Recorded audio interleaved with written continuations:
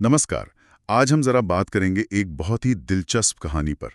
ये कहानी है एशिया के सबसे अमीर लोगों में से एक मुकेश अंबानी की। अभी हाल में उनके बेटे की शादी हुई। बड़ी ज़बरदस्त चर्चा थी। बड़े बड़े ग्लोबल सितारे आए, करोड़ों रुपए लगे।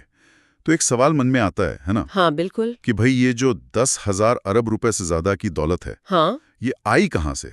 कैसे बनी है संपत्ति? सिर्फ ये चमक दमक नहीं, इसके पीछे क्या है? हाँ। और देखिए, आज हमारा मकसद सिर्फ ये बताना नहीं है कि कितना पैसा है। हम ये समझने की कोशिश करेंगे, वो भी जो हमारे पास स्रोत है उसके आधार पर, कि ये पूरा सफर शुरू कैसे हुआ। बिल्कुल। धीरूभाई अंबानी की शुरुआत, फिर रिलायंस का बंटवारा क्यों हुआ, कैसे हुआ, और एक सवाल जो अक्सर उठता है कि उनके भाई अनिल अंबानी वो क्यों नहीं कामयाब हो पाए उसी तरह। सही बात है। तो चलिए शुरू करते हैं। कहानी जैसा कि स्रोत बताता है 1950 के दशक में शुरू होती है यमन से। हाँ, यमन। धीरूभाई अंबानी गुजरात के एक छोटे से गांव के थे। नौकरी के लिए यमन गए। वहां एक इंपोर्ट एक्सपोर्ट कंपनी में क्लर्क का काम मिला उन्हें।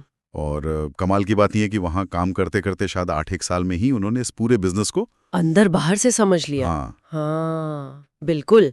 वो जो प्रैक्टिकल अनुभव था ना, हाँ। वो बहुत काम आया। फिर 1958 में वो भारत लौटे और रिलायंस कमर्शियल कॉर्पोरेशन नाम से अपनी कंपनी शुरू की।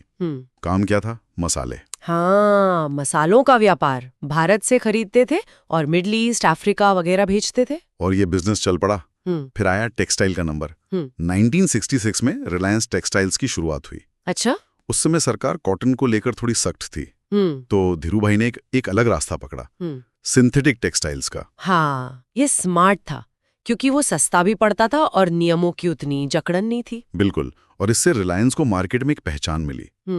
फिर 1987 का क्रिकेट वर्ल्ड कप याद है? हाँ, रिलायंस कप। हाँ, उसको स्पॉन्सर करके तो ब्रांड घर घर पहुंच गया। यहीं पर उनकी एक बहुत ही महत्वपूर्ण रणनीति दिखती है, जिसे बिजनेस की भाषा में बैकवर्ड इंटीग्रेशन कहते हैं। बैकवर्ड इंटीग्रेशन, ये क्या होता है? मतलब ये कि जैसे वो टेक्सटाइल बना रहे थे, तो उसके लिए जो पेट्रोकेमिकल चाहिए, वो दूसरों से क्यों खरीदे। अच्छा। उन्होंने सोचा हम खुद ही बनाएंगे। इससे क्या हुआ, एक तो लागत कम हुई। हाँ, कंट्रोल भी आ गया होगा। बिल्कुल, सप्लाई पर पूरा कंट्रोल। ये एक दूर की सोच थी जिसने उन्हें बाकियों से आगे कर दिया। समझ गया। मतलब जो चीजें जरूरत की हैं वो भी खुद ही बना लो। फिर 1986 के आसपास धीरूभाई की तबीयत थोड़ी ठीक नहीं रही जी। तो उनके बेटे मुकेश और अनिल बिजनेस में आ गए, हाथ बटाने लगे। लेकिन असली मोड़ आया 2002 में, जब धीरूभाई जी का निधन हो गया। हाँ, और मुश्किल ये थी कि उन्होंने कोई वसीयत नहीं छोड़ी थी। और यहीं से असल में भाइयों के बीच दिक्कतें शुरू हुईं। विरासत को लेकर विवाद।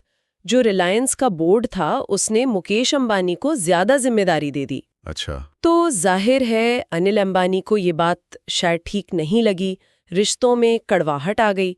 बात इतनी बड़ी कि आखिरकार उनकी माँ कोकिलाबेन अंबानी उन्हें बीच में आना पड़ा। माँ को दखल देना पड़ा। जी। और उनके कहने पर ही 2005 में रिलायंस समूह का बंटवारा हुआ। कैसे हुआ ये बंटवारा?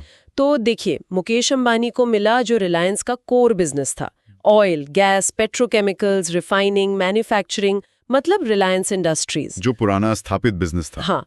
और अनिल अंबानी के हिस्से में आए उस वक्त के नए बिजनेस, जैसे टेलीकॉम, पावर, फाइनेंस, और उससे बना Reliance ADA group, Anil Dhirubhai Ambani group. ठीक है, बंटवारा हो गया। अब मुकेश अंबानी ने क्या किया? वो रुके नहीं, उन्होंने जामनगर वाली रिफाइनरी को दुनिया की सबसे बड़ी रिफाइनरी बना दिया। हाँ, वो तो बहुत बड़ा प्रोजेक्ट था। रिटेल में उतरे, स्मार्ट बाजार जैसे स्टोर खोले।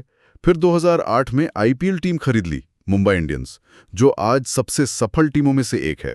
हाँ, और सबसे महंगी भी शायद। और फिर 2016 में वो हुआ जिसने सब कुछ बदल दिया, जियो। हाँ, वो तो एक गेम चेंजर था। बिल्कुल। फ्री कॉल्स, एकदम सस्ता डेटा।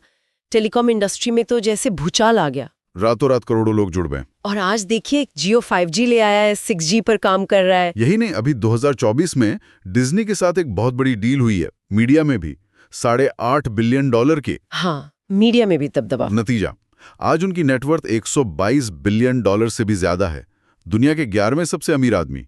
वो एंटीलिया घर, बेटे की शादी का खर्च, वो सब इसी स्केल को दिखाता है। और दूसरी तरफ अनिल अंबानी का सफर बिल्कुल उल्टा रहा। स्रोत बताते हैं कि उनकी जो रणनीति थी वो शायद ज्यादा जोखिम भरी थी। कैसे? उन्होंने बहुत सारे सेक्टर्स में एक साथ बहुत तेजी से फैलने की कोशिश की। इसमें खर्चा बहुत हुआ, पर वैसा मुनाफा नहीं आया। अच्छा। टेलीकॉम में उन्हें एयरटेल, वोडाफोन जैसे जो पुराने जमे हुए खिलाड़ी थे, उनसे कड़ी टक्कर मिली। कई बार ऐसा भी हुआ कि निवेश का समय शायद सही नहीं बैठा।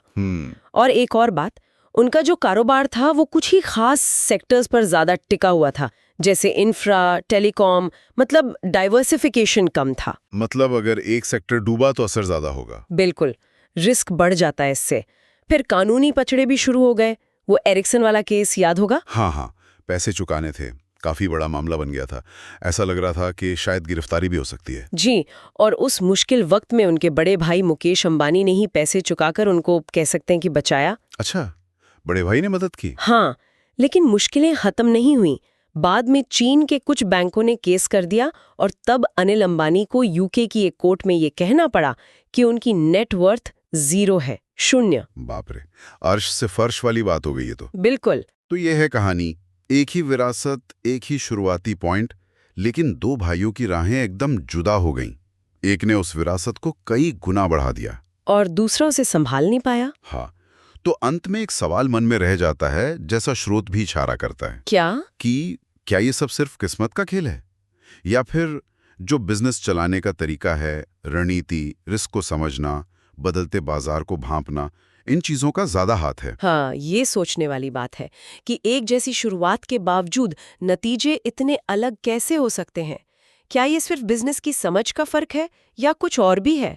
इस पर जरूर सोचा जा सकता है।